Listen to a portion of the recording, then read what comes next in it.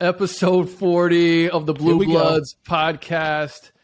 College game time in the house. Yes, sir. Brandon, you've talked about this a couple times as far as most podcasts don't reach a certain episode number. And we're at episode 40, but what is it? What was it you said before? It's 50. I think it's 75 to 80% don't reach episode 50. If you hit episode 50, it's not guaranteed success, but if you stay consistent at some point, you'll find some success from podcasting. So that might put us at championship weekend. Wouldn't that be crazy? That would be amazing, actually. Our 50th episode was championship weekend. I don't know if we could have planned that better. That is crazy. But man, what a crazy was it week 4? I say crazy. I don't know if it was really crazy. Sorry, yes, that would be championship weekend. Would it be? Yes, it would be champion. It is going to be championship weekend. I just didn't know. So if you've been listening with us from day one, I mean, hang with us.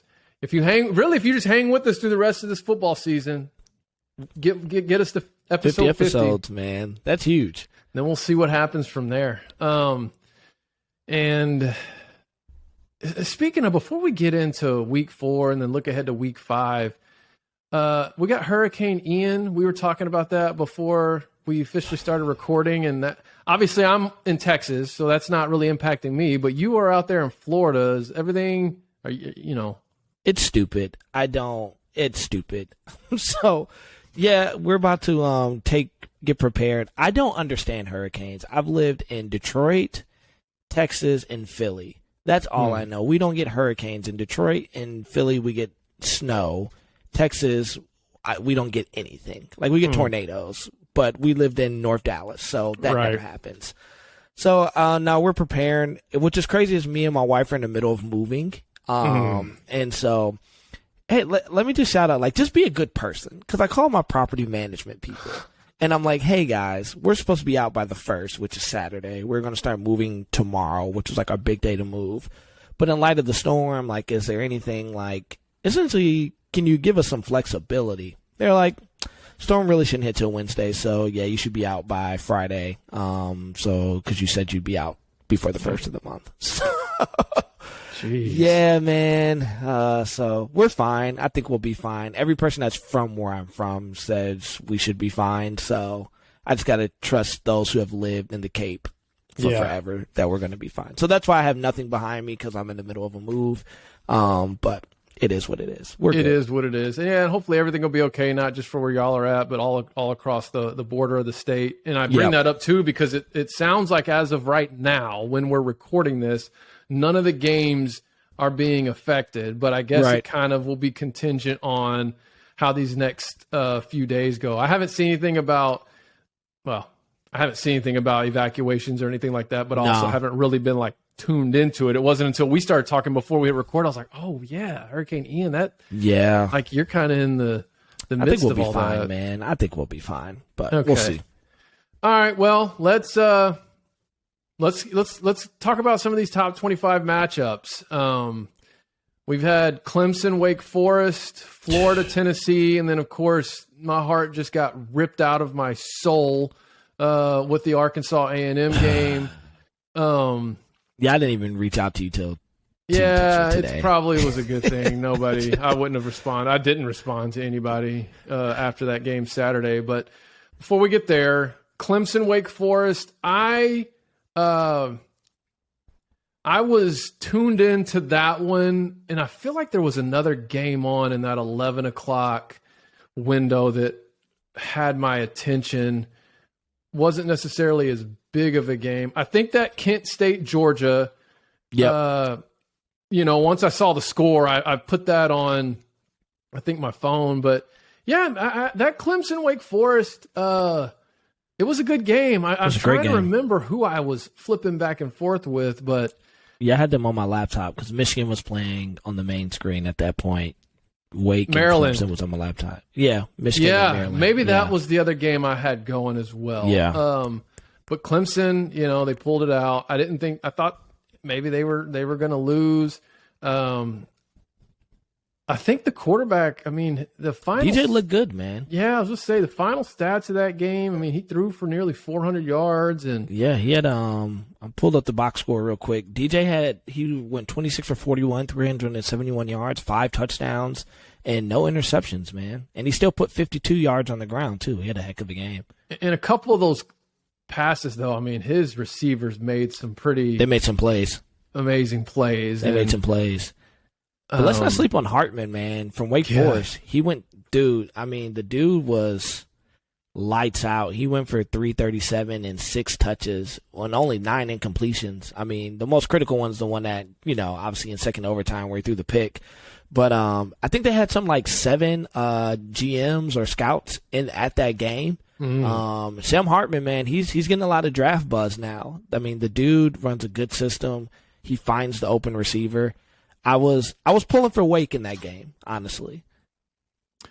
Well, and I'll tell you this, I never thought I would say this coming into the season, but I like what we've got cooking in the ACC right now. Wow. Yes. Particularly the Atlantic division where it's Clemson, it's Florida State, it's Syracuse, it's NC State. Can't count Wake Forest out, even though they lost that one. I mean, they're all going to have to play each other. Yeah. And that actually is building up to a big game coming up on Saturday, which we'll talk about towards the end of this episode. But man, it's a dogfight. And then you look in the Coastal and it's kind of like, who's going to prevail out of that division? You got Virginia Tech, Duke, NC or UNC. I think Pitt will probably you got Miami, Virginia. But I mean, man, that Atlantic this year, it appears to be a loaded division. Now, how many of those teams can actually compete at, national level, CFP level? Yeah. National level. That's to be seen. But just for the sake of getting through the regular season, I mean, that's a fun battle to see how it plays out. Because I tell you, man, I'm really liking this Florida State team. Man, they look good. Again, they dominated BC. Yeah. It's like they're really gelling, they're finding confidence, and they're getting better each game. Again, I still don't know that they're ready for that CFP level of competition. I don't even know if they're ready for a Clemson level. I don't know. We're going to find out as the weeks continue. We're going to learn a lot about Florida State over these next several weeks. But man, they just seem to be getting better and better and better. But I said it, I think last week, is it going to be a deal where they're like Miami that season when Miami jumped out to a 10-0 start? I can't remember if it was Mark Richt's first year after leaving Georgia or second year there. Yeah. They go 10-0. They were like the number 2 team in the country going into their game against Pitt. They win that game. They're going into the ACC championship. I think it was going to be a 1 versus 2 matchup because Clemson was 1. They lose to Pitt. They get hammered by Clemson. They get hammered by Wisconsin in the bowl game, and it was kind of like, oh, this was all just a fool's gold, basically. Yeah. So I don't know if that's what Florida State is, but man, they got some dudes. They've got some dudes on the offensive side, and their defense is starting to come together. So, we're gonna learn a lot about them. But so Clemson, Wake Forest, both have a big game. In fact, I think Wake Forest has Florida State. And then Clemson, we've got a big matchup they've got coming up for later. Then Florida, Tennessee. Hendon Hooker, man. Yeah. Hendon Hooker. I got to give it to him. I watched that game. And, he went for 349. He only had 6 incompletions, man. Threw for 349 and 2 touchdowns, 2 tuds. And then put another 112 on the ground. I mean, it's crazy because I never thought I'd see the day where the offensive scheme that seems to really be dominating the SEC is the Bryles Baylor scheme. I mean, and now each of these teams run a different variation of it, but Ole Miss, that's sort of the foundation of what they do with the Lane Kiffin, expertise sprinkled into it. That's the foundation of what Tennessee does with Heupel's sort of air raid and some run and shoot concepts sprinkled into it. And then it's the foundation of what Arkansas does with Kendall Briles, with Sam Pittman's more physical, run the ball, ISO, even though that's a big staple of that philosophy, but sort of sprinkled into it. And there may be some more. I just know for sure off the top, Tennessee, Ole Miss, and Arkansas, that's like a foundation of their offensive philosophy, and they're 3 of the top offenses in the league. Anyways, go ahead. No, it was just a great game. If it was one, Barstool was at the Tennessee game, so I don't know if you saw the pre-show on that. I mean, Tennessee is alive and well. It's been a while since they've actually been like good. And I feel like overall that makes drop my water. It makes college football a little bit better. Man, I like Hooker a lot. Like, I know a lot of people were hype on him. Was he going to be a Heisman hopeful this year? Was this just going to be a mirage, or was Tennessee going to be typical Tennessee? I mean, the dude's playing great football. I mean, bro, you go for 349 and 2 tuds with 6 incompletions, and then you put another 112 on the ground with the touchdown there. I mean, if he stays on that trajectory, he should definitely be in the Heisman contention. And I mean, bro, I'm starting to see he's showing up on a lot of NFL draft boards. I mean, he's that new quarterback that everyone likes. Nice arm, athletic, can make plays with his feet, but that's not his first option. He's going to try to make the big play. Like, I love how explosive Tennessee's offense is with him there.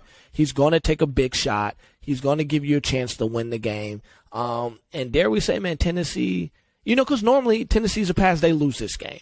It gets tight. They do something stupid. They lose the game. Yeah. And that was my biggest thing coming into this. Like, can Tennessee, when the game gets tight, and it got tight for a little bit, can they hang on and do what they need to do to win the football game? And they did, man. They won the football game. They look great doing it. Henderson Hooker, I think, is just, man, I'm excited to watch some more of him this year and see if Tennessee can really kind of disrupt the SEC as we know it.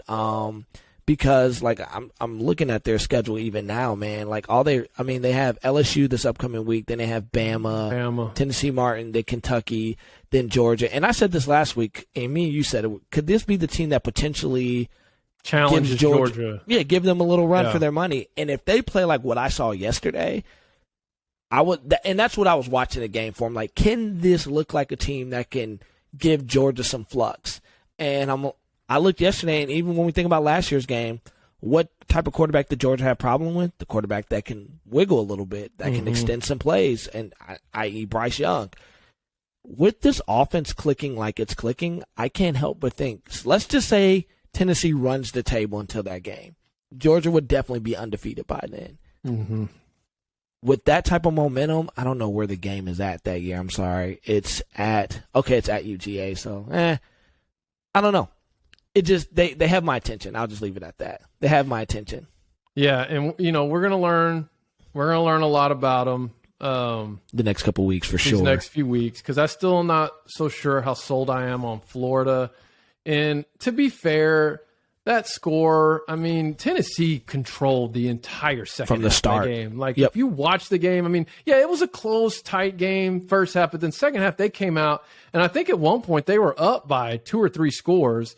And then, like, the last 5 minutes of the game is exactly what you're talking about, where it was like, oh, is this just same old Tennessee where they just figure out a way to fumble this away? And they didn't. They got the win.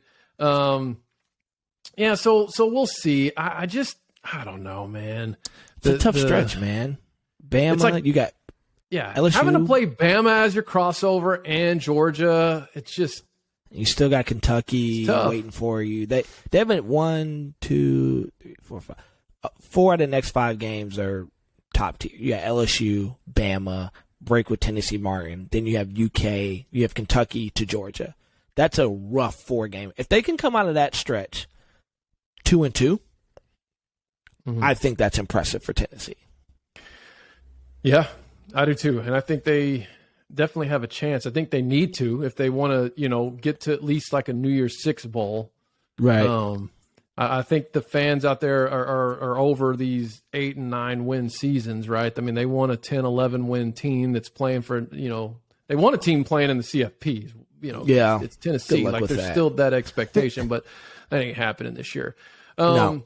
And then, of course, we had just the dagger of Arkansas A&M. And I'm really not going to say as much because it's pretty simple for me.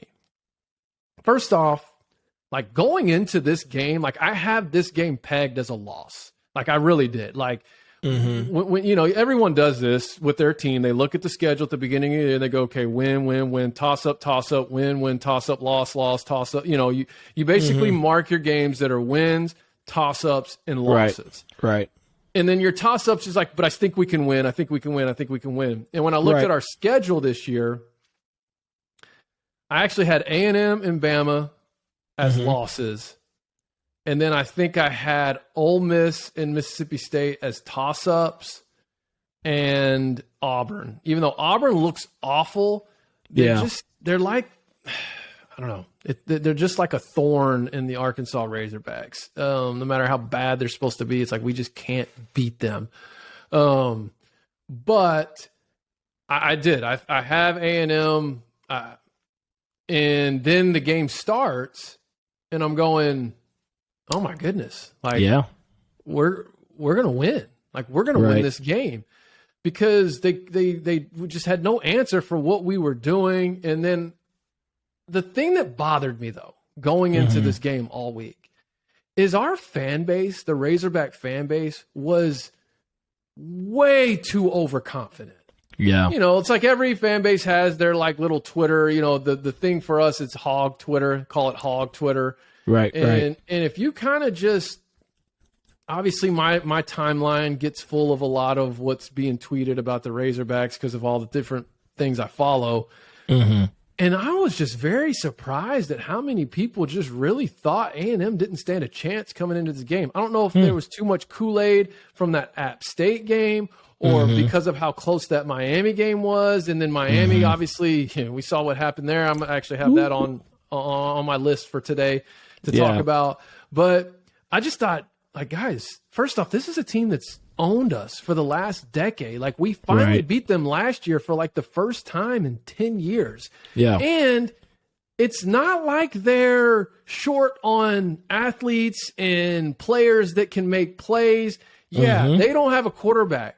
But A&M over the last 10 years has beaten us plenty of times when they had suspect play at the quarterback position. Right. And I've been saying this, even as Arkansas was creeping up to 3-0, winning, I've said our secondary is suspect and our receiving, you know, is inconsistent. And that's why I had so much hope at the start of the game, because we got Keytron Jackson involved early, who I feel like could be our hands-down number one receiver. He hasn't really done much all year. Got him involved early. He scores on a little quick screen for like 34 yards. Then we take a shot deep, beat him deep, get another stop, and then we got a little too cute trying to run some gadget plays, if you will, with our backup quarterback, did some double reverses, tried to do some double passes. Just none of it worked.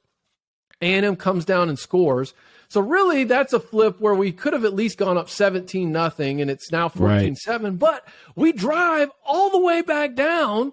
I mean, we got back to doing what we do, get all the way down to the 1-yard line, or I don't think it was the 1-yard line, but it was inside the 5. It's first down, and our quarterback tries to dive over the pile from the 3-yard line.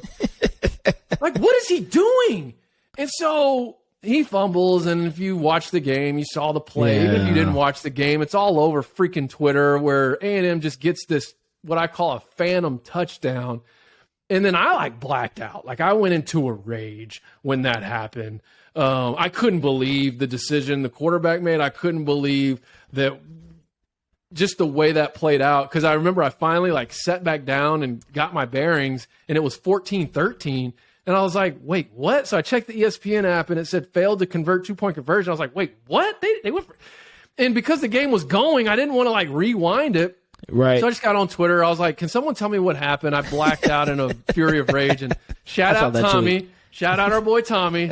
He said fumbled the snap. I was like, oh, okay. But anyways, that game, we just never really recovered from that play until the fourth quarter. We were down 2 possessions. We come down, we score, and then drive right back down again. And I think if there was anything I just am disappointed in was that we played for a field goal. And I hate it when teams do that. And I think if you look at earlier in the day at that Missouri-Auburn game, I don't know if anybody watched that. I don't know why anyone would watch that, but I was watching it. It was entertaining. I mean, Mizzou had that game won twice. They played for a field goal at the end, missed it. And then even in overtime, they had a chance. He was walking right in the end zone and drops it or fumbled it out for a touchback. But anyways, I feel like Mizzou could have scored a touchdown and won the game and not even had to go into overtime, but they settled for a field goal. Arkansas did the same thing. It bounces off but even for me, and this is the last thing I'll say about this game, I think the reason why I was disappointed in how we played the end of that was because I wasn't confident that even if we made that field goal with the amount of time, I don't remember how much time was left, I'm not confident that we could have stopped A&M from getting in field goal range and beating us. I felt extremely confident that if we would have scored a touchdown, which I thought we were going to do, and we could have, if we would have been playing that drive with the mindset to go score a touchdown, I think we scored a touchdown, and then I was confident we could have kept A&M out of the end zone. But the fact that we played for a field goal, because even before he missed it, I'm sitting there like, God, even if he makes it, I don't think we're going to win this game, because I didn't think we could keep them out of field goal range. And anyways, so you got a little bit of my disappointment out early. In fact, why don't we just start there? Why don't we just transition from here into disappointment? You heard mine. Who was your disappointment of the I have weekend? two. I have another, but I have a feeling you might say one, so then we can just keep it moving. But go ahead. Okay. My first disappointment.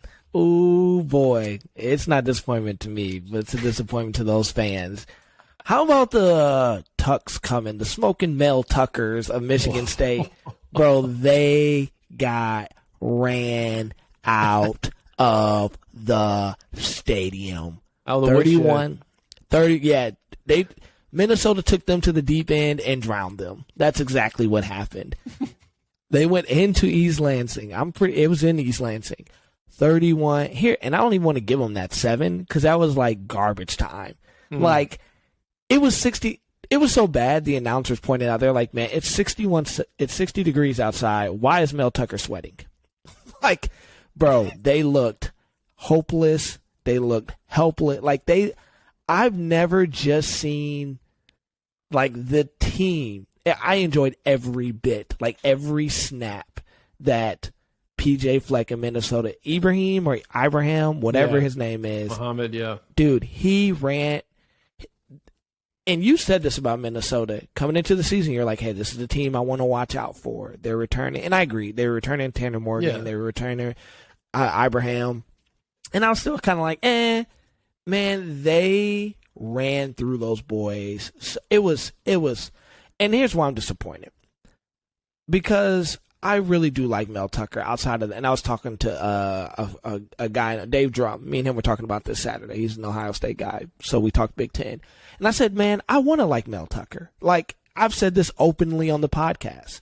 If Mel Tucker didn't coach Little Brother, I would be a huge Mel Tucker fan. Mm-hmm. Here's my disappointment, though, because all offseason, Mel talked a really big game, though. He did. Like, I watched interviews, they asked him about his – it was coming off borderline arrogance. Like, hey, do you have a relationship with Harbaugh? We don't really have anything to talk about. Like, we're not from the same coaching tree, blah, blah, blah. Keep chopping wood. The recruit pictures on top of the Corvette, smoking a cigar, and everyone's just so hyped on. And part of me kind of bought into it, like, but then I was always optimistic, like, okay, let's admit, Kenneth Walker won him about 5 games last year.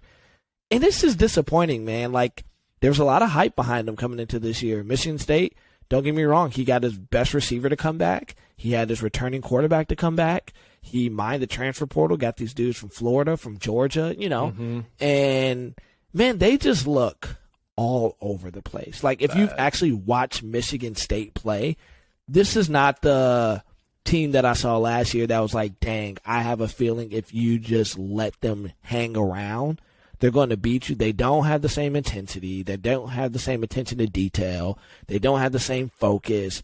They look like the COVID version of themselves when Mel Tucker first took over. That's what they look like. When they were bad that season. And it is disappointing, man. It is disappointing on one end because, I mean, outside of beating Michigan, I want him to do well.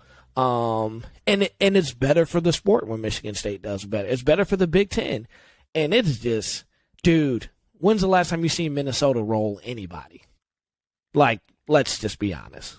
Yeah, they've been, I mean, and I told you this. I feel like Minnesota this year will be what Michigan State was last year. You did say that. Except for they don't have to play Michigan or Ohio State. They don't. Unless it's in the Big Ten championship. Yeah, so that's my first biggest disappointment. That was just, it was terrible. It was, it looked like Michigan State didn't want to be there. Like, I watched that game because to me that's a pivotal game. It's a Big Ten. It's a Big Ten opponent. Michigan State just got ran. They got ran through by Washington the week before. Michael Penix put on a clinic on those boys, and so you're looking to see, okay, I can almost borderline understand. You went out west. You played a game like 7 o'clock their time, which is technically 10 o'clock your time. Like, all that stuff matters. Like, if you're an athlete, you get it. You're on your regiment. That's a tough game to play. It's a tough environment. Penix, I mean, if anybody remembers him from the Big Ten, was a Heisman flirt before he tore the ACL. Like, I projected, and then I knew Michigan State secondary was weak. So I was like, okay, this plays into Washington's favor. Right. But then to come back home and I mean, Minnesota's predictable. They're going to run the football, and they're going to throw slants at you all game. And you just get ran out of your house that way, like ran out of your house. But what was Michigan State last year? Run the football and throw slants, and get lucky on fourth down. And they had they had the best running back in the country, which I'm starting to believe Minnesota might have that as well. Yep. And now all that, take them to the woodshed, all that stuff, it really starts to wear off when, like, not just when you lose, even though, yes, when you lose, but when you lose the way they're losing. Like, wait, hold on. Like, you're saying this is your identity, yet this is what other teams are doing to you. They're punking you. Punking you. So that was my first disappointment, honestly. It feels good to me, though, but it is disappointing to see. And then who's your other one? Because I have a feeling it's going to be the same as mine. The University of Miami. Yeah. The U is not. Trey, I'm going to beat this horse dead. And it's dead, and I'm going to keep beating it. Do it. The U, we heard all offseason. Yep. All offseason. Cristobal's back. We got. And this is what I'm saying, though. And I'm not going to stop beating on the Josh Gaddis train. Miami has been so hype that they brought in these great coordinators. And I watched that game. Like, when I saw there was, like, where it was at halftime, I was like, man, let me go look. Everybody was on Van Dyke. Van Dyke is going to be a Heisman hopeful this year. He's just great. Bro, he gets benched for a redshirt freshman. Yeah, who technically looked a little bit better when I watched the game. Against Middle Tennessee State. Or whoever, the offense looked anemic. Man, I'm telling you, I almost feel bad for Miami because I'm watching this offense and I'm like, this is what Michigan felt like for the first 3 years of Gaddis' career there. A bunch of plays, you're like, why are we running that play? Why are we running a pull and pin when obviously we should be throwing the football? What happened to getting the ball to the best? And you remember I texted you. I was like, is coaching football this hard? Like, now, granted, I'm not an X's and O's guy. And I'm learning as we do this podcast. I'm learning more about X's and O's and play calls and these different things. And, I watch a lot of film breakdown now because I really want to understand. Because I'm like, because, I just play NCAA 14 and video games are really simple. You get a bunch of athletes. I feel like college football is like high school. You get as many athletes as you can. But you know what? I don't feel like it's this hard. Urban Meyer said it. He goes, I don't understand how people overcomplicate this. Yeah. You put the best 11 players on the field, and then you get the ball in the hands of your and he said this like 3 years ago, and I'll never forget it. Whenever he first left Ohio State, he was like, he goes, if I have 6 great DBs, if they are the best athletes on the defensive side of the ball, I'm going to run a defense that has 6 DBs on the field. Right. Like, that's just what I'm going to do. Yeah. If I have 3 great running backs, we're going to tweak this offense, do what we do conceptually, but we're going to make sure these 3 guys are on the field more than anybody. Right. And that is my biggest problem with Josh Gaddis. I'm like, surely Miami has some type of talent. Why are you running the plays that don't work? Get the ball to your best free. I get you lost your best receiver. You got to have some more receivers out there, man. And you're playing Middle Tennessee State. Bro, it shouldn't be that hard. Like, I don't know. Somebody might slay me like, coaching, X and O. I'm like, bro, it can't be that hard. It's college football. There's definitely a talent disparity until you get to the chunk of your schedule. Like against a team like Middle Tennessee State, line your best athletes up, get the freaking ball in their hands, and let them do what they do. Like, it can't be that. Trey, they do it in the pros. What is 49ers? Get the ball to Deebo Samuel. Yeah, so hold on. I actually have a funny story that drives this point home back to the text, because you did send me that text. You're like, man, you coach football. Like, is it this hard? And I responded, I said, well, I coached 7th graders for a couple of years, and like, it was pretty simple. Like, who's the fastest kid on the team? Okay, get him the ball, run fast. Like, it's so here's what's funny though about that. My first year doing that, which was, at this point, a little over 10 years ago, right? I went to a Cowboys game with my dad, and we, without getting too deep into it, like, the best person to go to a Cowboys game with is my dad, because you get like this first class treatment for everything, just because of some of his relationships and connections. And so, this was actually the last time I've been to a Cowboys game in this manner. They were playing the Bucks, and so we get there early because we get to go down on the sideline and like watch the teams warm up. And while we were down there, Stephen Jones, Jerry's son, is over there, and him and my dad kind of have a brief exchange, and then he shook my hand. I'm talking to him, and he said, "Man, are you coaching now?" And I said, "Yeah." I was like, I mean, it's middle school ball. I said, it's not real complicated. Like, just who's the best kid on the team? Get him the ball and tell him to get to the edge. And he goes, Trey, it doesn't change much at this level either. And like, Dez Bryant was standing right there just catching balls with, like, I think Jason Garrett or something. And he goes, get the ball to the best player on the team and tell him to get to the edge. So like, that's like one of my fun, like, cowboy type stories, and just kind of a cool moment. But it completely relates to everything you're just saying, where at some point, like, it's not that difficult. It can't be that hard, bro. It can't be that hard. It just, like, it can't. Like, I'm watching college football, and I'm like, and maybe I'm wrong, and this is the arrogance in me. I'm like, if you give me a sheet with like 20 plays, you're like, Brandon, call these 20 plays. You know what I'm going to do? I'm going to find the plays that work best, and I'm going to run them. And then when I feel like you're tipping your hand where you're starting to stop it consecutively, I'm going to switch that play. And then you're going to be like, oh, he does something different, or I'm going to run something off the variation of that play. And then we're just going to keep running. I don't get it, bro. It really bothers me when I watch college coaches get cute and create, like you said, like even in Arkansas, like, why are we running trick plays?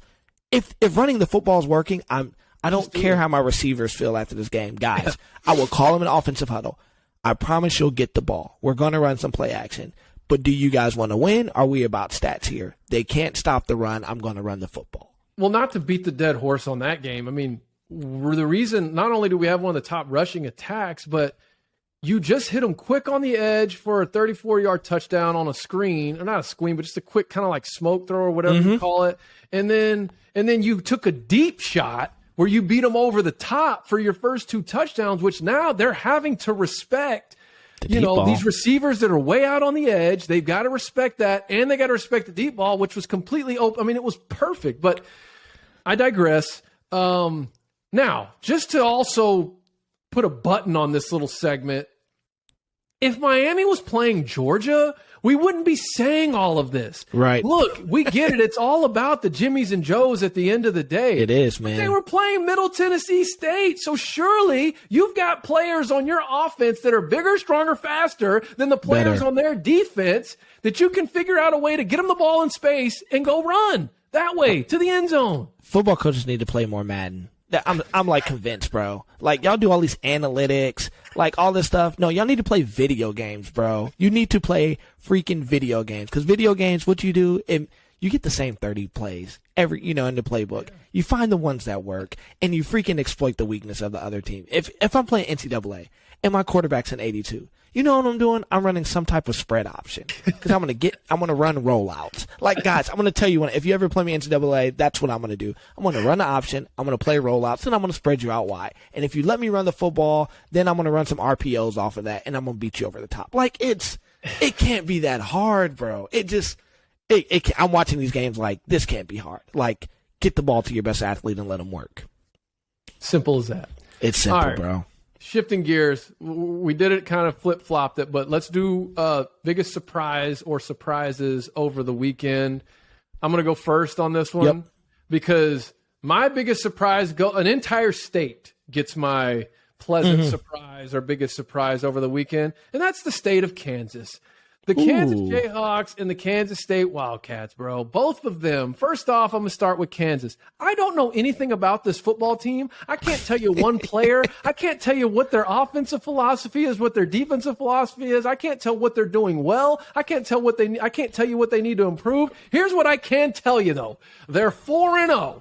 And this is a team that has not won 4 games in the last 12 years. Amen. If you look at this is a team, and I love how we always reference back to this. This is a team that I would pick in NCAA so that when I pull up the history and I see 0-12, 1-11, 1-11, 3-9, 3-9, 3-9, 0-12, 1-11, 1-11, 3-9, 3-9, I'm like, yeah. That way you see this whole history of losing, and then when mine starts showing up, then it's 8-4, 11-1, 12, I've just restored this program. That's them in real life. And then here comes this guy in year 2. Is it Lance Leipold? I don't even know if I don't know if I can say his name properly. He's 4-0 in his second year, more wins than they won in a season in over a decade. Crazy. And, I called it the Blue Blood Bowl. Right? They played Duke. It was the Blue Blood Bowl. I still feel like College Game Day should have went there, even though Tennessee is like you talked about it already. When Tennessee's rolling, that's a fun place. It is to be. But anyways, so I don't know what their ceiling is. I don't know what I don't. I know that last year they beat Texas towards the end of the season, and that was their second win of the season. Now they're 4-0. Is bowl eligibility? Are they a legitimate contender in the Big 12? Like, I have no clue. We're about to find out. And we are about to find out. But then you go over to Kansas State, who goes into Norman, plays the number 6 team in the country. And I think the final score, it ended up being a 1-score game. It was a good game. But, man, that similar to the Tennessee-Florida game. 41-34. Yes, yeah, score. So, but where is that game? I'm trying to find it as well. It's at the bottom because it was the night game. It's not on mine. I think I got the wrong. But anyways, what I was going to say is it felt like Kansas State controlled that entire game because most of that game they were actually leading by 2 possessions, and then I guess I keep wanting to say Taylor Martinez, but it's Adrian Martinez. It's right? Adrian. It's Adrian, his brother. He put the dagger in him to close that game out, and here it is.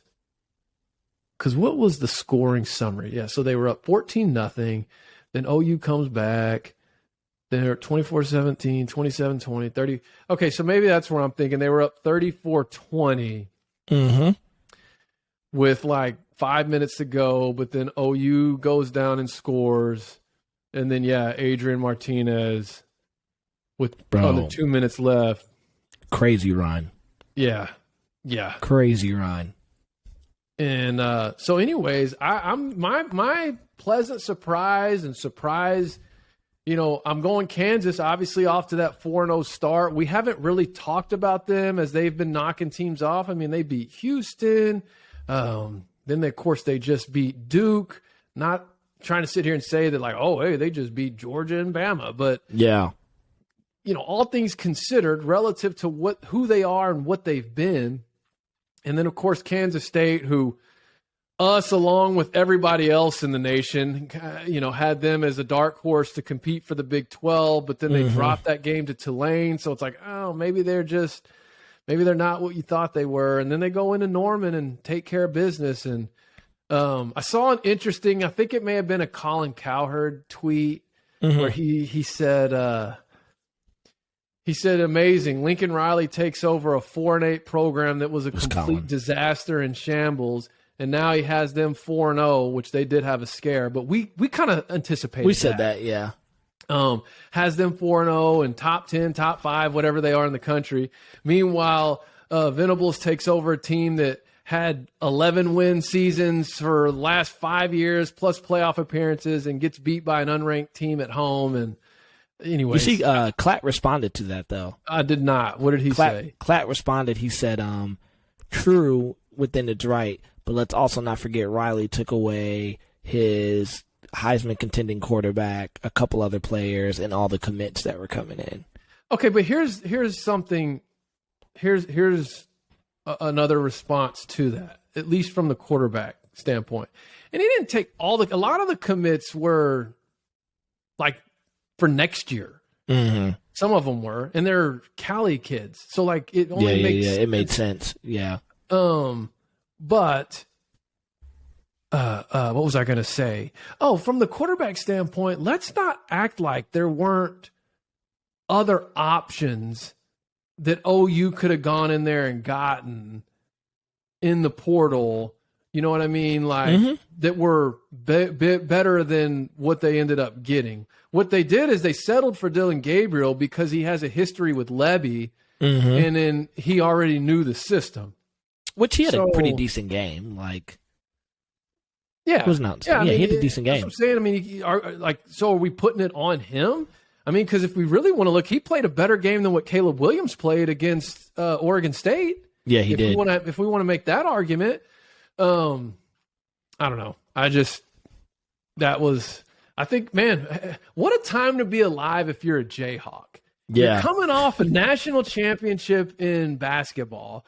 Really, football season is just something to kind of like, sort of like suffer through until basketball season starts, right? It's really not something you're like looking forward to. It's kind of like it's just something to do. And then all of a sudden you're looking up going, wait, we're 4-0 now? Like we just won the national championship. Now we're 4-0. We're going to go win the Big 12. So anyways, that's my surprise. That was good. My surprise, though, it's West Virginia. Okay. They played Thursday night, and they whooped Virginia Tech. And I've been high on West Virginia all year. I mean, the backyard brawl, the opening season was phenomenal. Then they went back and they lost to KU, which, at first we were like, what the heck? They took Kansas to overtime. Now, we didn't know Kansas was going to be 4-0. So, and then they go. But I watched that full game on Thursday when they played Virginia Tech. And it feels like JT Daniels is finally – well, he's always been good. Like, if you've watched – and I've watched West Virginia quite a bit this year because I like JT Daniels, and I've kind of followed him since high school. The kid can play. It feels like they're finally gelling on the defensive side of the ball. And JT, like – and that's all they really need because he's going to put up 35 points.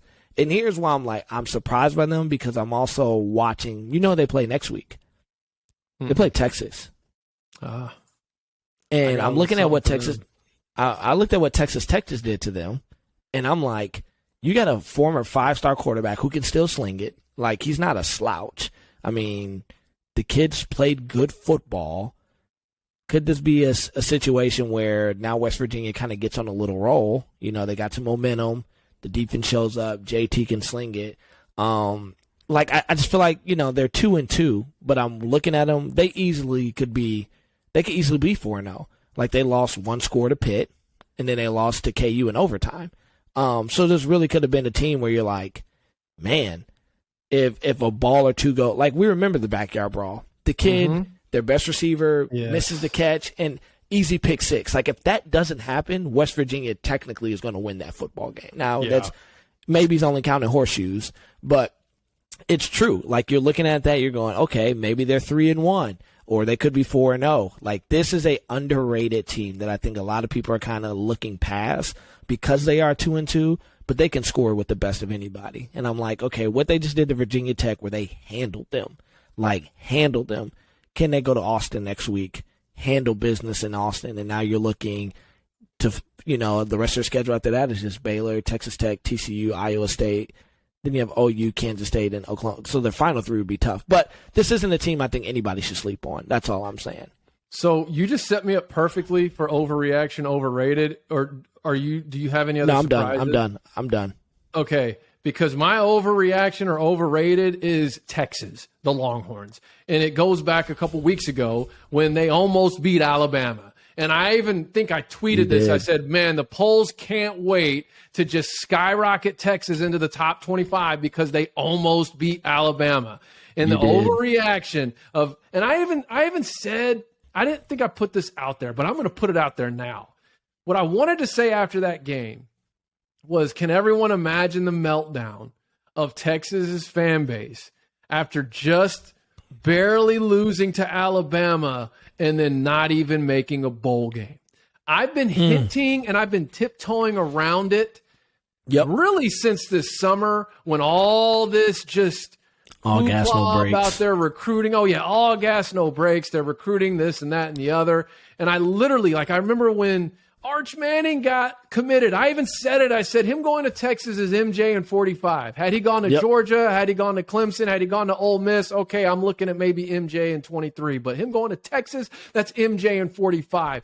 And I'm looking at Texas's schedule. I know Arch Manning's not there yet, but that's where really everything started escalating as far as, man, this year with – and I know they don't have their quarterback, but, dude, that, first off, the guy that is playing quarterback is also a former 5-star, I believe. Yeah, he's nice. And you just lost to Texas Tech, who's playing with a quarterback that's 30 years old right now, or 26 or something like that.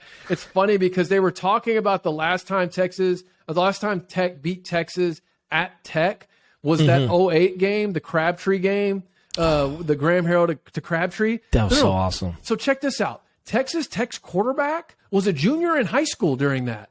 So really? Yeah. So I don't really know his whole story, but yeah, he's 26 or 27 years old. So, I mean, did he play professional baseball? That's what I was going to say. I don't know if he's a baseball dude. Play baseball. Had to have. I just know that and he's not even their starter. He wasn't their starter coming into the season. So technically you could say Texas Tech doesn't have their starting quarterback either. Yeah. Even though the guy that's playing right now, he will be because of how he's been playing. So I'm gonna say this. First off, the overreaction to Texas, the overrated Texas. They never deserve to be ranked. They shouldn't be ranked, but they literally got ranked for almost beating Alabama. That is the most ridiculous thing I've ever heard. Their two wins right now are to ULM and UTSA. And you just said, they've got West Virginia. Now, I personally feel like they'll probably win that one, but based off what you just said, who knows? But I'm looking at their schedule going Oklahoma, Iowa State, Oklahoma State, at Kansas State, TCU, who, oh, by the way, has sneakily they're 4-0. They're 3-0 or 4-0, yeah. 4-0. And then they're at Kansas, who we still don't really know who they are, but they're 4-0. And, oh, by the way, Kansas came to your town last year and beat you. And then they got to play Baylor. So you're telling me that this Texas team me pulling up their schedule now is going to win 1, 2, 3, 4, 5, 6, 7 out of those games.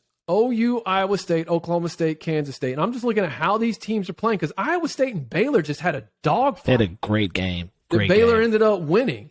1, 2, 3, 4, 5. Which I said was free money last week, by the way. I actually sit here and go, I don't think they can. I'm not going to say that. But here's what I am going to go on record and say. Texas misses bowl eligibility. And if do I want to say that, or do I want to say they don't finish above 500? Because technically they could finish 500 and get bowl eligibility. Right. But for that fan base and the expectation that's on that program, that's just as much of a disappointment as going 5-7. So I'm going to say it that way. I'm going to say I don't think Texas finishes the season above 500, which means they've got to win 4 out of their next 8. 1, 2, 3, 4, 5, 6, 7. No, I'm sorry. They got to win 5 if they finish. If they're going to finish above 500, that means they've got to win 5 games. And I can't pick out 5 games out of this schedule. And it's exactly what I said after the Alabama game. What Texas does is they play to the level of their competition. And it's been a problem for years. That's why, like right now, all gas, no brakes, the recruiting Sark's doing, everyone's getting so hype about it. Dude, this is a program that had the top 3 class in 2018 and 2019. It's 2022. Yep. This is supposed to be those guys' time to shine. Oh, well, the transfer portal. Oh, well, this, all that. Okay. Right. Whose fault is that? Right. If you've got a top 3 class in back-to-back seasons, and all you have to show for it is 1, a coaching change, and then 2, 5-7 last year, and then what I'm predicting is not being better than 6-6 this year, your problems are much deeper than your recruiting. And we've talked about that. I've talked about it till I'm blue in the face, but I'm sitting here going, they play the level of their competition, and then they end up losing the games like to Texas Tech. Heck, that UTSA game was a game through like 2.5 quarters. So you're telling me they're gonna beat. Now look, that OU game, it's always weird, right? It's a Red River. So you're telling me they're at Oklahoma State, at Kansas State, they've got TCU at Kansas, which usually you'd like to be able to mark that Kansas game as a win, but I'm not going to do it. Then they got to play Baylor, who Baylor at that point in time is probably going to be playing for an opportunity to play in the Big 12 championship. Yep. I don't see it happening. That's 1, 2, 3, 4, 5, 6. I can't pick out 5 wins from those 1, 2, 3, 4, 5, 6, 7, 8 games. That'll be interesting. I don't see it. And if they don't do it, what happens to Sark? You think they bring him back another year? I almost feel like because of how much of his recruiting has been so overreacted to, that, I think he survives it. If for no other reason other than because everyone thinks Arch Manning's going to be the savior. He has the built-in excuse with Quinn Ewers going down versus Bama. Well, if we would have had Quinn Ewers, we would have beat Bama. Because that's what the narrative is right now. If Quinn Ewers wouldn't have gone down, we beat Bama, and then I'm sure you can extend that into we would have been winning the conference, playing for a CFP spot had he not gotten hurt. And so I think there's also this this halo around Arch Manning where if firing Sark is going to lose that class, that's the only reason why I think he survives. But maybe not. You said it a year ago. You said if Urban Meyer's available and he's sitting out there, and Texas thinks they can go get him, because that's somebody that will keep the recruiting class intact. Of course. Yeah, it's interesting. All right. You know me. Anytime I can sound, and I'm still a little sore from the Razorback game. So anytime I can sound off on Texas, it's just therapy for me. But no, that's good. Overreaction, overrated. Who do you got? My overreaction, man, is to the Michigan fan base. There was a big overreaction this past weekend with this game against Maryland. Now, Trey, you remember what I said at the season preview. You said, "Who's my dark horse to win the Big Ten, or at least compete in the Big Ten East?" Who did I said Maryland. Yeah. For all the reasons. Tua's little brother. I hate saying that. Talia, I'm going to give him his due credit. The kid's a baller. I watched who they brought in the transfer portal. So they brought Florida's leading receiver last year, Copeland, transfers up. They got Rakeem Jarrett. They have another guy on the outside. They have 3 NFL receivers. It's flat out. Their top 3 receivers are going to the NFL draft. without a shadow of a doubt, they will play on Sundays. Then I watch who they picked up in the backfield. They got a 230-pounder guy. They got the Thunder and Lightning. And I didn't know this, but they brought in Dan Enos, the former head coach from Central Michigan, and he OC'd some other places, right? Oh, no, he was OC at Arkansas. Okay, yeah. Like, to be honest, he did a good job for us as an offensive coordinator. He's a good OC. He's a good OC. And then he was at Bama, I think, as the quarterback's coach when Loxley was the OC. Yep. So he's the OC at Maryland. And man, they looked good. Now, this is what I'm saying. Michigan fans need to overreact because everyone walked into that game thinking we should blow them out, and I was like all week, don't be surprised if this game is close. Don't. Because one, we beat them like 59-3 last year, so you know they're going to want some revenge. Right. Two, I knew the personnel that they brought back. Three, this was JJ's first real start against a real level of competition. And this is what I'm telling everybody to relax. So let's listen to this stat line.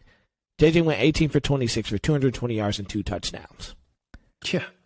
That is Cade McNamara, and no shade towards Cade. Everyone knows I have nothing but love for Cade. That is an amazing day for Cade McNamara. Yeah. That is a J.J. McCarthy bad day. He missed, and if he connects on 3 out of the 5 deep shots, so he threw 5 deep shots, he only connected. He went 1 for 5. If he connects 3 for 5, this game is a completely different ball. It's a completely different ball game. And when you watch the game, and I went back and watched it twice, Maryland played. They normally drop 7 or 8 in coverage. Mm-hmm. And you got to think, J.J. McCarthy, he has an NFL arm. The kid's known for hitting dimes deep. He still has to mature into taking this is why I love Cade McNamara. He's going to take what you're giving him. Is it sexy? No. But if that means he's going to dink and dive the tight end all the way down the field and run the football, and you're going to score a touchdown. That's what he's going to do. Now, normally you kick a field goal because you get tight because he can't really do anything with his feet. And JJ has to. So somebody called this. How do you feel about this argument? I go, it's a growing pains game, man. Yeah. It's a growing pains game, and at some point the kid was going to face some adversity. Right. He made some key throws in the fourth quarter that you'd like to see him make when the game was on the line. He made some throws and yes, and then it helps. This is where you have the Jims and the Joes, man. Blake Corum went for 243 yards. That's why you recruit. You recruit guys that can make plays. And that's what's going to happen. The road to the Big Ten championship, I think Michigan fans came into this thinking like, because we had a weak non-conference schedule, they're expecting us to go for 50. And realistically, if JJ connects on even 2 more out of the 5 deep shots, that's 3 out of 5, the game, we probably do win by 3 scores. And if you watch the last score, it was a garbage time score. We were in prevent defense. Our whole backups were on the field. So technically, if you watch it, we won by 14. Michigan fans just need to relax. This team has to figure out who they are. JJ has to figure out how to play the quarterback position, meaning he has to learn when to throw the ball away. If you watch the game, he's zigzagging around, and all that stuff is cool, but he has to learn. Like, there's times I'm yelling at the game, I'm like, just throw the ball away. Live to play another down. Or if everyone's covered downfield, and he said this in his post-game presser, Charles Woodson came up to him and said, great game, young fella. God gave you the gift of legs. Use them. Like, you have speed. If no one's there and your receivers are covered up and they dropped 8 or 7 in coverage and it's wide open, go get you 5 or 6 yards. And I think that's what we have to realize as Michigan fans. Like, we're good enough to pretty much beat every team on our schedule outside of Ohio State. Like, we should be 11-0 going into that game. My key in this season moving forward is, can J.J. McCarthy mature and grow into what he's supposed to be? I love that he's going to take deep shots. He has to learn to grow and say, okay, I can try to go deep in bracket coverage, or my tight end is sitting there for 6 easy ones. Take the 6 easy ones, live to fight another down. And if you do that eventually, he's good for about 5 or 6 deep shots a game. And if he can connect on 50% of those, you're going to be okay. But I think Michigan fans need to relax. Like, they panic. What is Harbaugh doing? This is such a vanilla game plan. Listen, you know who your head coach is. He wants to run the football. He wants to, and let's be honest, we have been gifted another great running back in Blake Corum. And you got to remember, our 5-star running back from last year, Donovan Edwards, has been out for 2 weeks with a soft tissue injury. He'll be back next week. We're going to be fine. We have a new coordinator on defense. We have 2 new offensive coordinators who were part of the committee, but this is their first year really getting to call the offense. Like, relax. Because when you look at JJ's stat line, I think I can probably name about 10 other programs in the country that would be okay with 18 for 26, 220 yards and 2 touchdowns and no interceptions. And would love to have them and love to have JJ McCarthy as their starting quarterback. In a conference game, yeah. In a conference game, Michigan fans, relax. Don't look at what Ohio State's doing. Yes, they look tougher, but that Wisconsin team is all out of whack. Graham Mertz isn't what we thought he was going to be. Yeah. Paul Chris isn't who we thought he's going to. The thing I just want us to harp on is just remember, this is this kid's second start. His second full-time start, Trey, well, third. But this was his first full game. He played 4 quarters because both other games, Hawaii game, he was done by the second quarter. The UConn game, he was done at the second quarter. He was done at halftime. This is his first full game, Big Ten game, against a really good I'm telling you, I watch this game and I go, Maryland probably is going to win 8 football games this year, maybe 9. They're competitive. They're good. The offensive play calling is amazing. They have NFL talent on both sides of the football. The only place where they're lacking, here's the 2 things I would say watch out for Maryland, is they're not elite. They're not good in the trenches yet, so they got to catch up in the trench war. And then 2, they just don't have the depth. And then last, and then we can move on. Michigan fans, remember this. We were missing 7 guys from the 2 deep. 7 key contributors from the 2 deep. 2 of those guys are on your offensive line. You're missing 2 starters on your offensive line this week. You're missing your 1B running back, who technically is a starter. You're missing your starting linebacker. You're missing a guy in the secondary. You're 7. People don't understand football. And you understand college football. It's not really your best 22. It's like your best 48. It's all about your 2 deep. And if you're missing 7 key guys from your 2 deep, that affects you in the long run. So Michigan, relax. We're going to Iowa next week. We should be fine as long as we score 21 points. And we'll live to fight it. The key for me in this sense watching Michigan is, can J.J. McCarthy mature so when the Saturday after Thanksgiving hits, he's ready to go? That's it. Well, and, the fact that you have a good enough team to be able to do that in conference games and still win. I think Michigan fans will be pleased this week at Iowa at the progression that he continues to make. It's his 3rd start. It's his 3rd start as a full-time starter. First start for a conference game. Okay, well, let's jump ahead now. Let's look ahead to week 5. We always do kind of the game not featuring your team.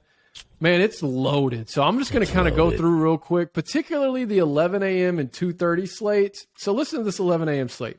Okay. We got 7 Kentucky at 14 Ole Miss. We got OU at TCU, which I'm curious to see. We'll really learn what Sonny Dykes has got going on there at TCU. Of course, Minnesota's got Purdue, and then there was another 11 a.m. game that Texas Tech at Kansas State. That Big 12. But main one, Kentucky at Ole Miss. Okay, then we get to that 2:30. Obviously got number 2 Bama at Arkansas. I'm not as hyped for that as a lot of people might think I am. 9 Oklahoma State at 16 Baylor. That's going to be good. That should be a good game. Wake Forest, 22 Wake Forest at 23 Florida State. That should be a good one. We're going to learn about Kansas. I definitely won't be watching this because of all the other games that are on at this time, but Iowa State at Kansas. And then as you get into the night, got NC State at Clemson. That game could have some ultimate ramifications on the ACC championship. You missed one too, though. On Friday, you got 4-0 Washington at 4-0 UCLA. UCLA, yes. That's the game I'm most looking forward to. Yes. That's Friday night. Okay, so that's your game. That's my game. That's the game I'm pumped about. If you guys have been following us this entire season on the pod, I've been super high on Washington. I've been super high on Michael Penix. And I mean, man, I've watched just about every game that they've played. Now, it's at UCLA, which doesn't matter because I don't know if you saw that tweet that went viral of the road. Okay. It was just like no one goes to that game. It's just a hard city to. It is, man. They just need an on-campus like deal that seats like 20,000 people, and I think it'd be better. But where do you find that type of space in LA? That doesn't really work. But because you look at Washington, if they win that game, listen to the next slate of games. They have Arizona State, then Arizona, then Cal. So, and then they have Oregon State, which they're going to play them tough, I think. But then that sets them up to play Oregon. So they can go into Oregon like 8-0. Say they beat Oregon, they're 9-0. Colorado's a dumpster fire, that's 10-0. Washington State might give them a run because that's, it's the Battle of the Apple, whatever that is, the rivalry game. Like, bro, Washington can actually go undefeated. Like, I'm just looking. They don't play USC this year.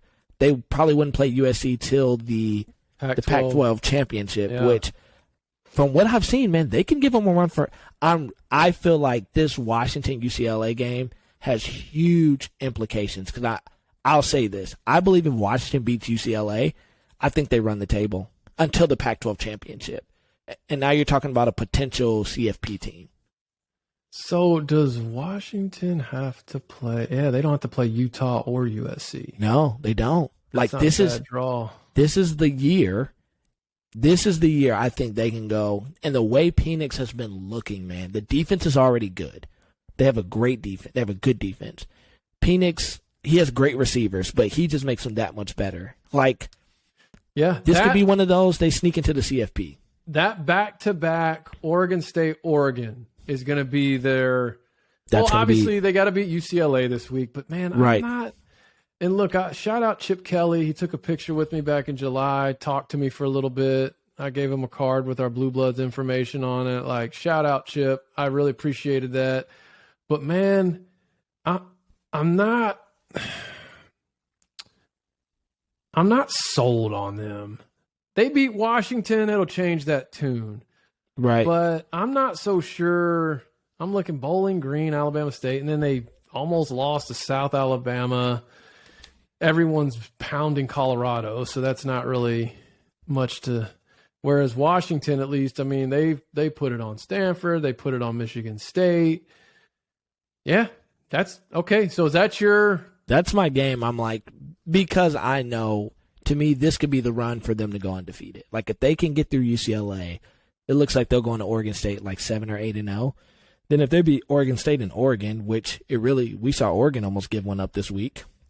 Yeah. Bo Nix is going to Bo Nix. Like I said, it just depends what Bo Nix you get. So really, I feel like if you get through Oregon, if you get to Oregon State, excuse me, I'm actually more afraid of them to play Oregon State than Oregon. Man. Okay. So that's my game this week. This is tough for me because I've got two that I actually have three I'm really looking forward to watching, to be honest. Even though one of them I'll have on a second screen. I'll tell you, I will say this, that Bama, Arkansas, I think that one might get ugly. Now, I'm okay with it because I think from there, if Arkansas can bounce back, the rest of our schedule, we can, we can win. Not saying we will win, but we can win the rest of the games on the schedule. So like a 9-3, 10-2 finish isn't out of the ballpark if we can get out of this game healthy. I don't know. I hope I'm wrong, but that's just my gut right now. So I'm really looking forward to seeing Ole Miss play against an actual football team this weekend. Which an interesting tidbit. So they actually struggled a little bit with Tulsa this past weekend. They did. But Tulsa's backup quarterback, Braylon Braxton, he came in when their starter got hurt and actually played really well. So Braylon Braxton is from Frisco, Texas, and his brother currently plays at Lone Star High School in Frisco, Texas, and is an Arkansas commit. And so I interviewed on a Razorback show I'm a part of. We interviewed Jalen and his dad. Yeah. And just unbelievable stand-up people, man. They're just awesome. But his older brother is Braylon, who was, I guess, the backup, and now might end up being the starter because he's the one that came in and almost knocked off Ole Miss. But anyways, Ole Miss handled it. But I am looking forward to, I mean, it's a conference game. I think they've got the advantage because they're at home. I would say Kentucky has the advantage because they're more battle tested to this point. Ole Miss has not seen anything that looks like Kentucky yet this season, whereas I would say Kentucky has seen something similar to Ole Miss, at least when they played Florida. Yeah. But I'm really curious this quarterback that Ole Miss has, because that's Jackson Dart. Yeah, because that's a game, Arkansas's got late in the season, and I think if we can just get through this game against Bama and get things back together, I think it's going to come down to KJ versus Dart. Mm-hmm. Just like last year, it came down to KJ versus Corral, and Corral ended up getting the dub. We couldn't convert 2-point conversion, if I'm remembering correctly, but yeah, that was a great game. So I'm curious to see them like that game. I'll say it this way: that game, I'm curious.